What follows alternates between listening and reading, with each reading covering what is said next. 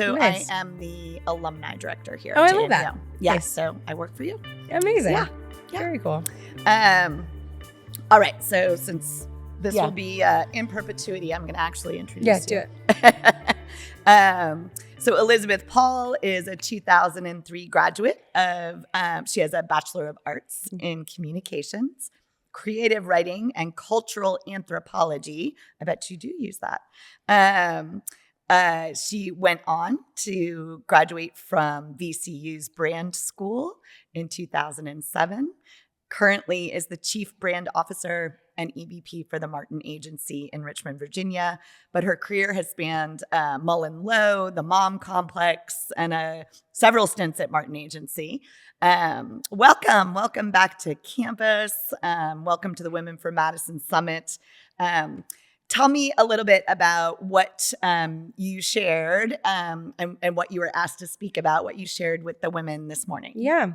I'll be honest, when we first started talking about this, I can't remember the initial prompt. But very quickly, I thought about, my sweater says, nevertheless, she persisted.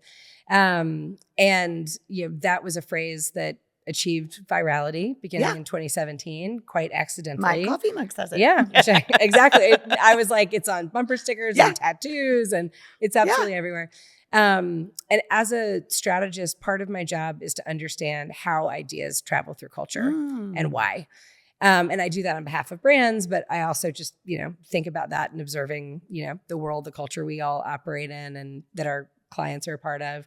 And so I thought about kind of the enduring power of that phrase, because there are other, if you think about it, it was during Me Too, and there were other things that were also having big viral moments in that era. But some of them have receded into we're like, oh yeah, that was a moment. Right. Versus that phrase has persisted, pun not intended.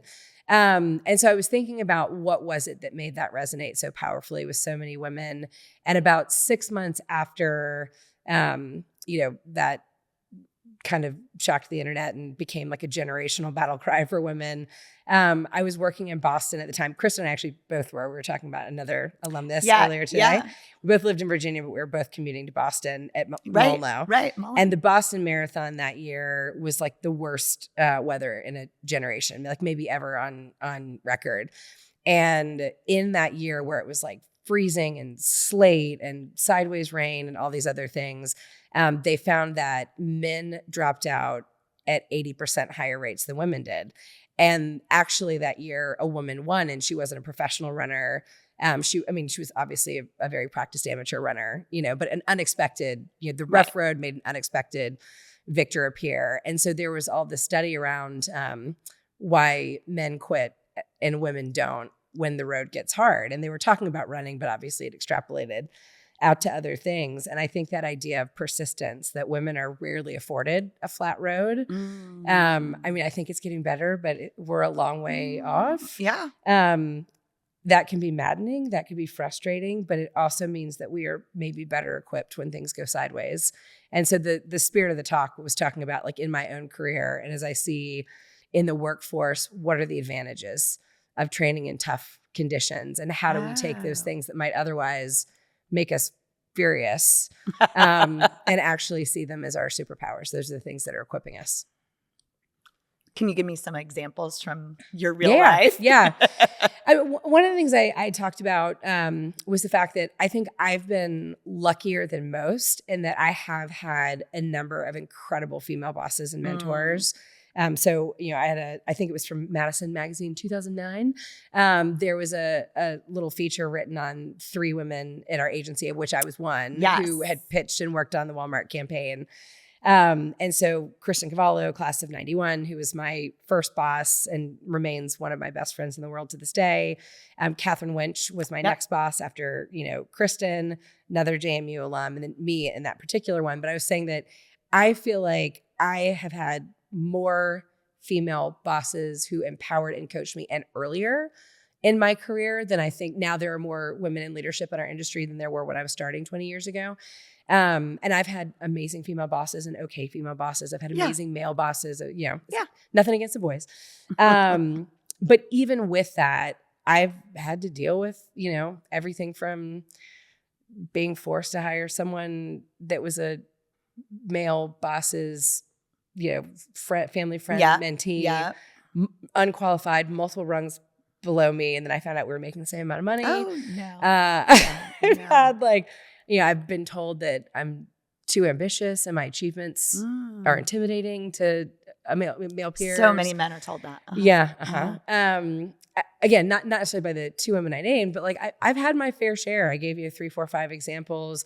I've been told to take up less space. That's a direct quote. And so I've dealt with those things. And I think the women in the room, it seemed like we're resonating, have experienced those. Right.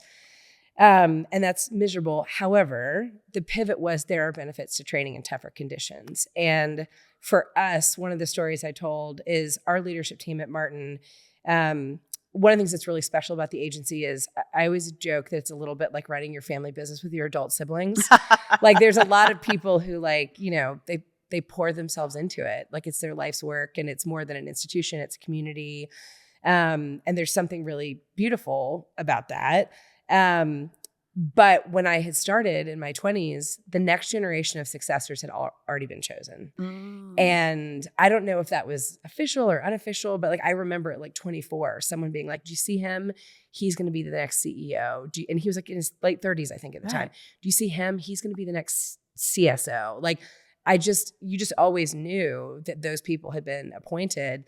And a lot of those guys who were lovely humans, it's not a critique of them. It was just kind of the system and the era we were in. I think the agency paid for Ivy League MBAs and rolled out the red carpet and really invested in them into the future. And the irony is that in 2020, when COVID hit, those of us who were leading were by and large not those people. I wasn't the person who had been picked to be the next CSO. Kristen wasn't the person who had been picked to be the next CEO.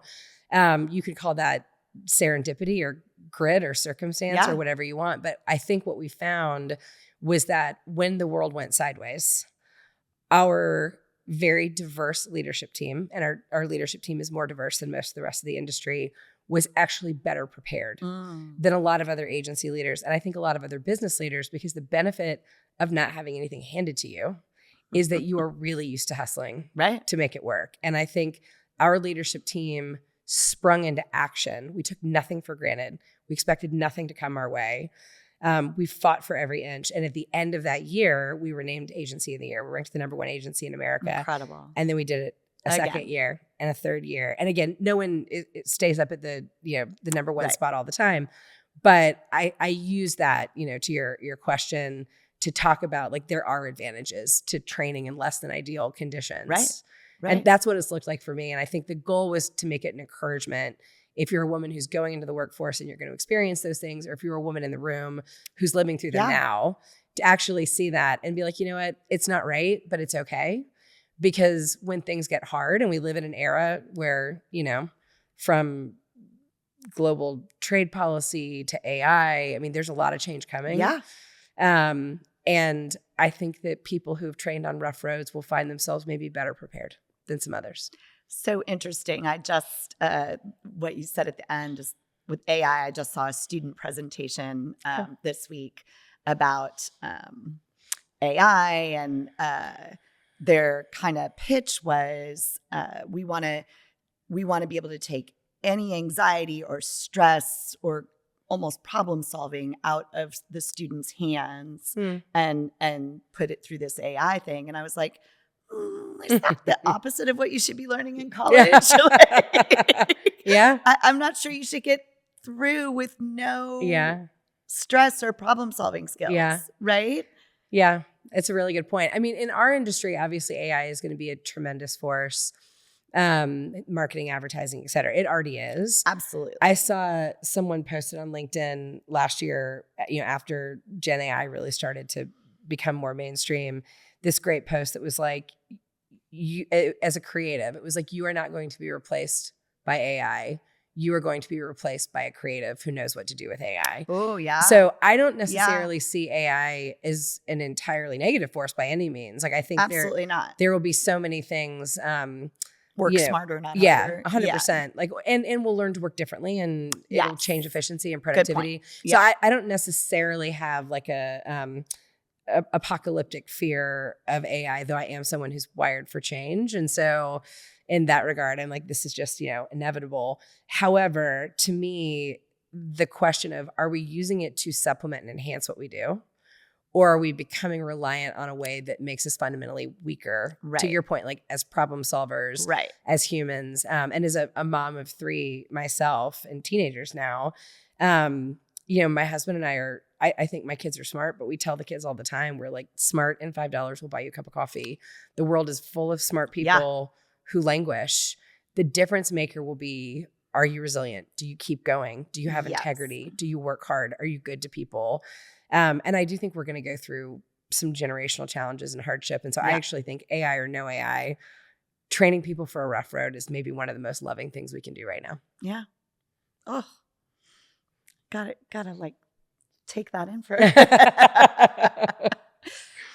you mentioned some of your female leadership mentors, coworkers. Mm-hmm. How is that experience of having women in your life who were in leadership positions? How does that affect how you lead? Because you have a team that works for you, right? How would you describe like your leadership style, or maybe how would the people that work for you describe? That's a great question. Well, and those are there are 2 questions. I'll take them one at a time. I think one of the things that was such a tremendous gift for me, that my first and most formative boss, was a working mom at the time. Yeah. I remember I was like the new business coordinator, and she was like the SVP, the head of business development at the time. And she worked really hard, and she's brilliant, and, is very accomplished in our industry. Our CEO at the time, and again, these are generational differences. Yeah. I remember one day she and I were like working on an RFP or working on something. And in the midst of that, she was like registering her son for camp, or looking at a school email, or like, as you do. And this is like pre-iPhone, just like really date myself. I think she had a Trio and I had a Nokia. Oh, yeah. Not even a Razor. Right. Anyway, I remember. Were there some flip things happening? I know.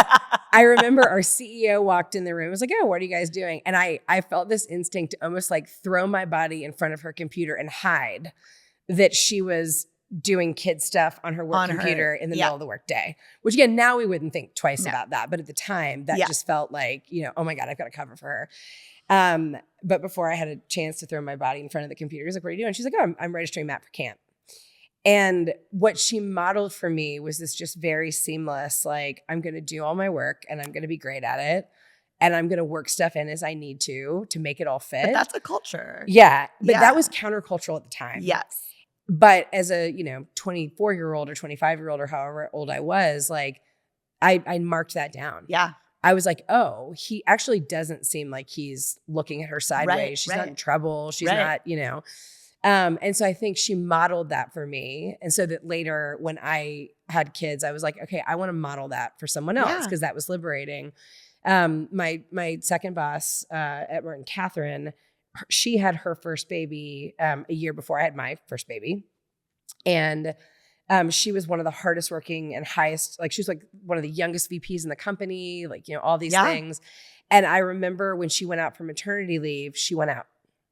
She was like, don't call me. Don't text me. I've heard her speak. I don't want to say I know her, but she's intense. Yeah. She's like all in on what she does. Yes, 100%. Yeah. She was the highest achieving strategist I knew. She worked the hardest. She did the most. And when she went out on that leave, she was like, I'm out. And again, I was like, oh, wait, what? That means I can do that. Yeah. It like changes your brain thinking a bit. Like, and so then later when I became a manager and, had a second kid and a third kid and so on and so forth, like I made a point to make some of my decisions out loud. Yeah. So for example, I don't travel on my kids' birthdays unless we're all going somewhere together. I never miss the first day of school or the last day of school. Like I have a handful of things that like, I'm never going to be the class mom. Frankly, even if I didn't have this crazy job, I don't think I'd be very good at it. I'm not going to be the person who hand bakes everything. There's nothing wrong with that. It's just not my skill set. But I have a handful of things that are just like rocks in the river and I say them out loud, and I do that because I want the people around me to feel like they can do that. And see that it will all fit. Like, I don't know that I really believe in balance as achievable concept, but I do think it can all fit. Yes. But we have to get creative. Put your big rocks in Yeah. first. Yeah. Yeah. So I think that is one of the things that shaped how I lead because of women who invested in me. I think it's outstanding role modeling, right? Yeah, I try. Yeah. Well, and when you think about like, who would we be missing in the workforce if we forced those people out because of the other non-negotiables? You have to work all the time. You have to be. Well, similarly, I took 4 years off completely to be home with kids. And I did too. Did you? Yeah. Okay, yeah. My first two kids are Irish twins. I had one in 2009. I had one in 2010. Oh, God bless you. That was intense. And I needed a minute to just kind of like wrap my head around, being a mom. And I remember it was scary because at the time, like now the gig economy is huge. There's a ton of freelancers. Yes. That was not really a thing when I went out. And, my husband works in the nonprofit space. And so I was like the main breadwinner. So even like we were taking an 80% pay cut for me to be home for a while. I mean, it was a big kind of scary thing. My father-in-law had worked in corporate HR and he was horrified because he was like, my daughter-in-law is this rising star. And I remember him being like, if you get off the escalator, they're not going to let you back on, But I just had this conviction that it was what I needed to do for a minute. And I talked to a handful of women because I didn't have any models for that. And I knew one woman who was working part-time at the agency as a strategist, and she was a mom, and she said, don't do it. You'll work full-time hours for part-time pay and you won't get any good assignments. She was like, if you're going to do anything freelance. And so I agreed to do that, but I didn't really have capacity. Yeah. I had a third baby like a year and a half later. We ripped the Band-Aid off. We had them young and close together. But now I make a point to tell women, not just in my industry, but in other industries, like I took 4 years off. And I remember it was during, I think like the first 6 months I was home that Anne-Marie Slaughter's article hit the Atlantic, Why Women Still Can't Have It All. And she talked about how like in your career, there's going to be times where like, it's not that you're on or off the, stairwell, you're going to want to sit down for a minute. Right. And that's okay. Like, you can have a season where you're not going up or down, you're staying. And at the time I had, babies, but she had older kids. And she was like, a lot of working women are surprised to find that it's actually when their kids are like in middle school or high school. That's when they need you. That they need you even more like than when they're little, which at the time I didn't understand. And now I do a little bit more. But I just think things like that, particularly if they're hard and you haven't seen other people doing them, just naming them, it just creates more possibilities and frameworks for people to imagine themselves, I think, in the workforce. Yeah. Yeah. So we've mentioned Kristen Cavallo, Catherine Wench. These are both JMU alums that you've worked with. You as a JMU alum, you hire Martin Agency hires quite a few JMU alums. So tell me a little bit about what that connection or JMU network. I'm the alumni director. Yeah. I'm very interested in knowing, is there that special like connection because you're a JMU alum? Yeah. Well, I will tell you a funny personal story. When I was interviewing, I was one of two candidates, and the other girl had gone to UVA, and the recruiters were really pushing the girl from UVA. Okay. And Kristen, if you've met her, like you could not have gone at this a more wrong way. They were like, she'd interviewed both of us, and she's like, I like Elizabeth. And they were like, well, UVA is better. It was basically what the recruiter said. And Kristen was like, well, I went to JMU and I think I'm just fine. That woman might have gotten me the job by like being like, you should hire someone from another school. And no shade to UVA. It's a great school. But interestingly, we had a few things in common. We're both military brats. She's an Army brat. Yes. I grew up on U.S. naval bases. Both into JMU. We both lived in Eagle Hall freshman year. There you go. But I remember talk about resilience. But I remember her saying at the time, and I think it's true, like a lot of students that come out of JMU, there's an earnestness, there's a multidisciplinary way of thinking that it has a broad base for application. It's character and competency. I think there's a mix of like chutzpah and imagination, but also like humility and willing to like roll up your sleeves and just get in there. that's been really valuable. And I will say our industry is, it's almost like a trade, and that most people who come in go through like a portfolio school or a trade school. So whether it's the Brand Center or the Ad Lab or Miami Ad School, not everyone, but many, go through some sort of a portfolio program. So we do have a lot of JMU grads who also went to portfolio school after the fact. Yes. But I will say, at least for my hires, I do think I've found like a consistent character, a plethora of different personalities and backgrounds, but that does seem to be a common element that's fared well. Yeah. I had an alum I met at a career fair here, and he was saying like, I need to hire the kids from Stanford and UVA and, in his business, lots to do with stats and statisticians. Yeah. And he said, but I love hiring JMU students. He said, because there's things you can't teach that seem to be taught here somehow. This team teaching, team approach to things, how to be kind, how to be a good team member. That's always resonated with me. Yeah. I mean, my favorite definition of culture is that culture is whatever is normal for a group of people. Yeah. And so I wonder if it's something in the water. Yes. Like some things are like, do we attract those people or those people that's interesting. Here, right? Chicken or egg. Some things are like more easily caught than taught. And so I think it might be something that's just kind of in the cultural waters here. Yeah. What about the first thing we were talking about with the phrase, nevertheless, she persisted? How do you, in your business, how do you is it just a gut feeling when the difference between something being trendy and something being that kind of persistently viral? Yeah, it's a good question. And it also depends on what is the aim, right? So when I talk about culture as normative, our household has a culture, our neighborhood has a culture, a city has a culture, and then you also have pop culture. And, so culture operates at so many different levels.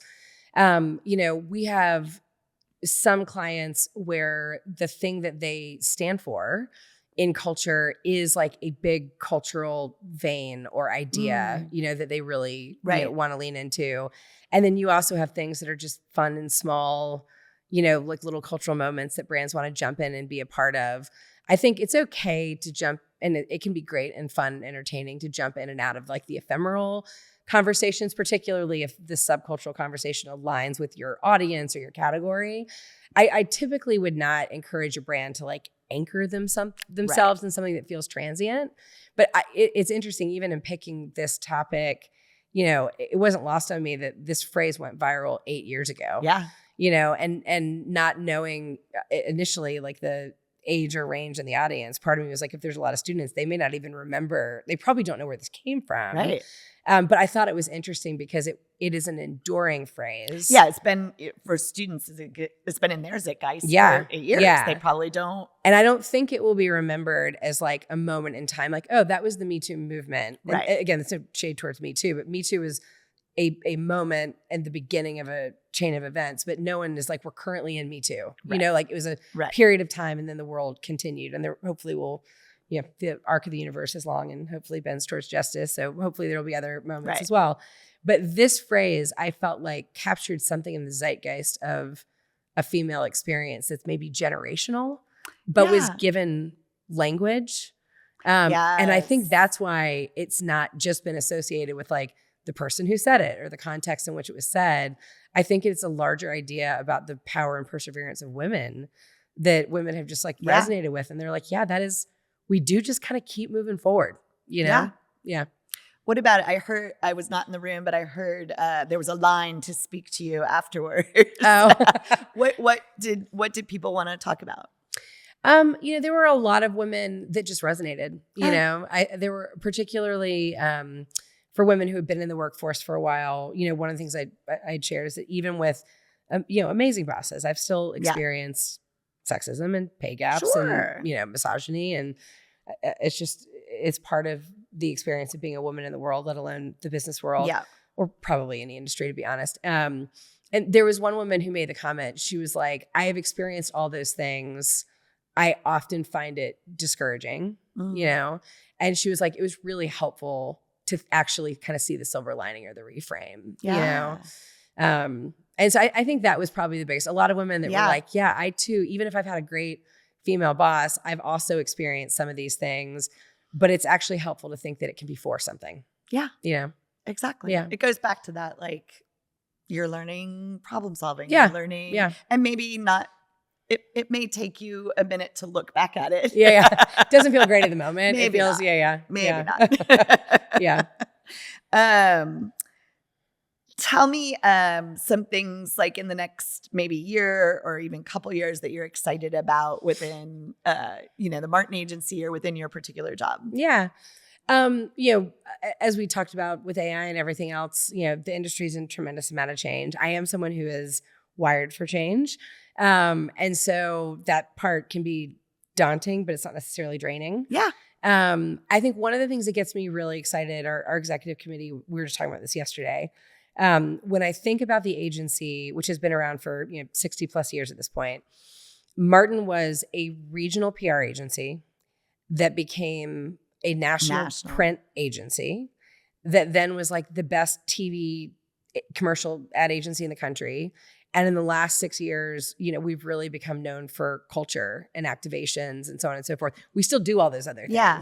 But when I think about the agency over, decades and decades and decades, more than I've been alive, the form is not what has been consistent. Right. The culture is what Evolution. has been consistent. Yeah. And so when I think about leading through change, I think about how do we think about what this place really is? It's not an institution, it's a community with a culture. Right. And what we make can continue to evolve. We don't need to be slaves to the form. How we work will continue to evolve. It always has. I was designing those like RFPs and Quark, which I don't even think it's like a software anymore.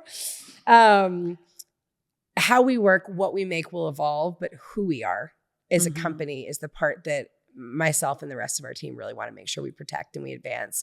That's the thing that I feel like there's a generational legacy to. So I think, we're creative problem solvers. The thing that gets me excited is hopefully being part of the team that helps midwife the next era of what this really, really special place will be.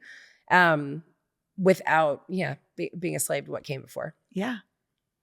I was in a leadership class on Monday, and the woman talking, she was talking about adaptive leadership and inclusive leadership, and she was talking about when people have to change. So this would be more when change happens to you and not you're instituting the change.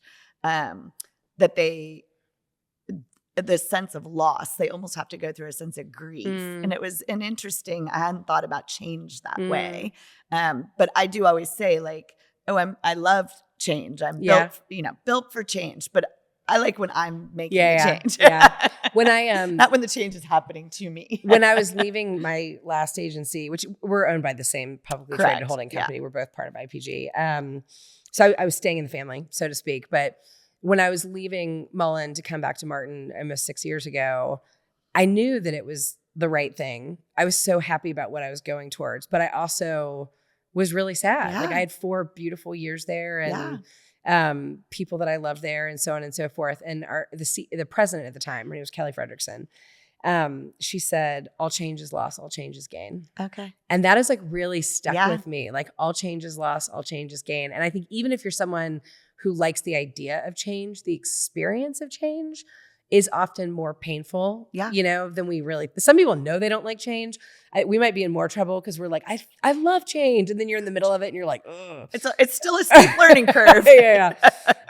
So I think that's really interesting. The idea of like, even good change, it's loss and gain. And taking a beat to like grieve what was, like take stock of what is and then navigate towards what could be, what will be is probably the job to be done. Yeah, that's good. Yeah. Talk to me about something you would say you're most proud of, either personally, professionally, maybe both. Probably my family. I mentioned I'm a military brat. My dad was a career service warfare officer. And when you are a military family, like the mission is first and the family is second. And that's not a critique of my dad. My dad's great. But when I was growing up, I always knew that like my dad's job was the most important thing and that we were all in service. When it was time to move, it was time to move. And if he were here, he would be like, you're welcome. Freedom isn't free. And like, I mean, he would acknowledge that. He'd be like, yeah. And I didn't feel badly about that necessarily, but when I had kids, I never wanted them to feel like my job was more important than they were, even though I knew I had a job that was quite intense, important, and demanding, you know?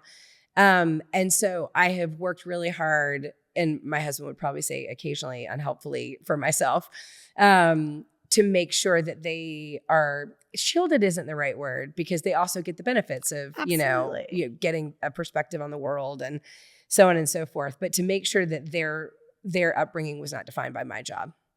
And so when I talk about things like I don't travel on their birthdays and, you know, things like that, I've worked really hard for that. So intentional. And I've fought really hard to be very, very present. Yeah. Because, you know, when you grow up with a parent who's gone 6 months at a time or 3 months at a time, and I'm the oldest, you know, you often do have the experience of feeling a little bit like you're tightrope walking without a net. And I never wanted my kids to feel that way. That's fair. And so I feel like now that my oldest is finishing her sophomore year, my middle's finishing 8th grade, my youngest is finishing 5th grade. And they're, you know, they're matriculating into who they're going to be, like not just as kids, but as people. To be very clear, I'm not out of the woods, and I've not done it perfectly by any means. No, I feel like you're way still in it. We're way still in it. But we are a very tight family. That's awesome. Yeah. And I would be remiss not to mention, obviously my husband is a very big, you know, part of that. Yes, but of course. We've been married for 19 years this year. And the older I get, the more I realize that there's a lot of people in my industry whose marriages don't make it, whose kids, you know, sometimes feel a certain kind of way about their parents' career. And when I look at people where I'm like, man, you did this crazy thing and you kept your family intact. Which again, it's no shade to anyone who doesn't. No. But it is one of the things that has been really important to me and one of the things I'm really proud of. Well, and you're still working on it. I'm still working on it. I've got a lot of work. I'm not done. Yeah. I think it pays off in spades though. Like my kids are adult age now and they love to be with us. Yeah. And love to be with each other. Yeah. You know? Well, and I hear stories occasionally of like, you know, kids of like, you know, CEOs and stuff like that are like, yeah, my mom or dad had a crazy job, but always answered my phone calls, or like I can always get through. Yes. And like, those are the things that I kind of think about where I'm like, I just want them to know that like when the chips are down, they're going to come first. Yeah. And so, that's something I spend a lot of time on. That's great. Yeah. We've talked about several pieces of advice you've received throughout your career, but what would you say like kind of resonates with you as your best piece of advice you ever got that like sticks with you? Oh, that's a great question. That might be hard. That is a hard question. I don't know that I have a pithy phrase necessarily, but when I think about lessons that if we're not lived, we're, you know, given. You know, Kristen, who we've talked about, who I'm quite close with, she is a big believer in strengths-based work.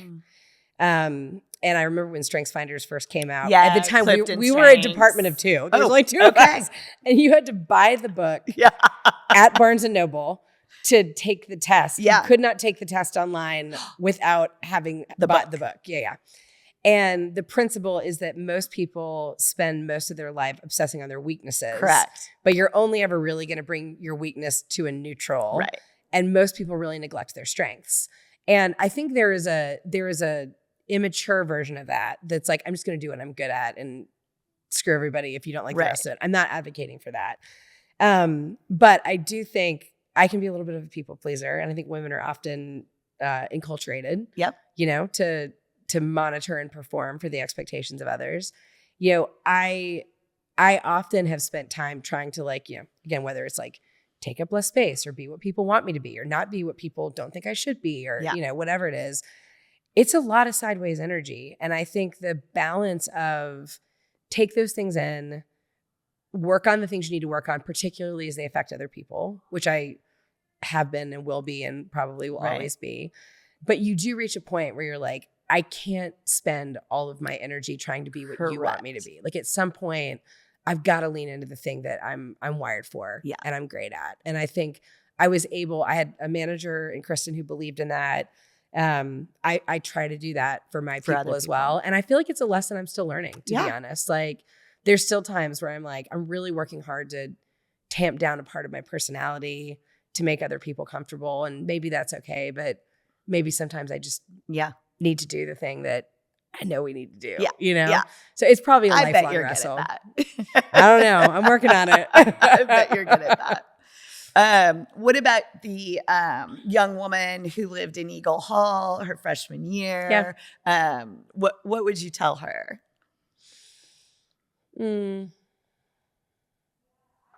I think I would tell her that the world is big and full of adventure, and you'll get there. Yeah.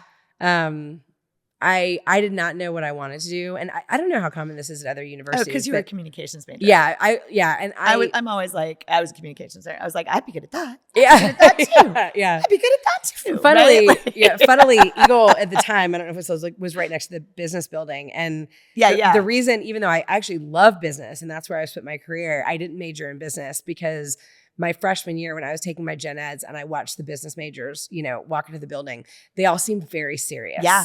They all seemed like little McKinsey-ites, again, this is 20 years ago. And I just remember being like, I don't think those are my people, because I was more creative and like a little more quirky. Do I have to wear that blue suit? I know. I was like, is that a briefcase? I was like, I don't think I'm serious enough to be in that major. That could have been completely uncharitable. Bad blank reaction. But one of the things I loved about my time at JMU was I did feel like I had freedom to explore so many things I was interested in. So like, even when people ask about cultural anthropology, that wasn't a program. I put together a cognate with an advisor that was like, I think this is interesting and this is interesting, and I want to put them together. And I had a faculty advisor that helped me do that.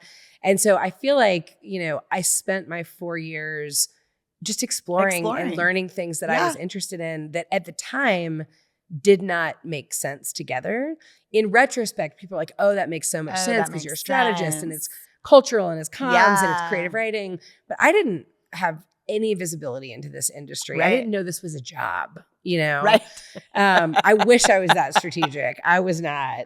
But it's a good almost piece of advice for your younger self to say, trust your instinct, right? Yeah. Instinctually, you kind of knew. I think I instinctively knew that I was pretty scrappy, and no matter where I landed, I would find opportunities. Yes. I'd work hard and I'd figure it out. Yes. I didn't have a roadmap. So again, some of it might have been providence, preparation, who knows? But I do think I had confidence that like I'll land somewhere and I'll work really hard, and I don't know where it's going to be. And it came together. Yeah, absolutely. Last question. We're kind of across the board asking people this weekend, like, what are your 3 words? What are your 3 words that would describe JMU, your experience here? And maybe what do those, 3 words mean? Okay. All right, let me think about this. I am going to say possibility, springboard, and hold on, I had a third one and it escaped me. I'll come back to it. Possibility, because as we've discussed, I feel like JMU was just an amazing place to explore who I was, who I wanted to be, all of these ideas, that some naturally intersected and some didn't. Yeah. And I think that exploration was something that continued. Springboard, because it truly was a springboard into my adult life. Yeah. I came into college not at all figured out. I left college not much more figured out, but progress, but there are a lot. Some confidence. Yeah. Sure. and a degree. Yeah. But I do think that, a lot of it was formative, and so I think that was definitely a springboard. And then it might be a little trite, but community. I mean, I'm still friends with, some of my hallmates and sorority sisters, and not just people who were here when I was here. Some of us have gone in really different directions. Like my roommate, Paige, I was a tri-sig, she was a Zeta, but we lived together, all the way through. Oh, cool. And she and her husband and their kids live in Connecticut. She's in corporate HR. We keep up mostly over Instagram Messenger, but we still talk. Yeah. Or my sorority little Leslie Vitale, my husband actually married her and ordained, married her and her husband. I mean, how many years ago is that? I had already had 3 kids at the time. So I guess it wasn't, maybe 10 years ago. Yeah. So both people when I was here. Yeah. And like I said, Chris and I obviously didn't know each other when we were here, but it was that common touchstone. It was those common experiences. And I've experienced that, both people who came before me and people who came after me. I do think that JMU has a really warm and connected community. And so that would be my third word, I think. Yeah, that's great.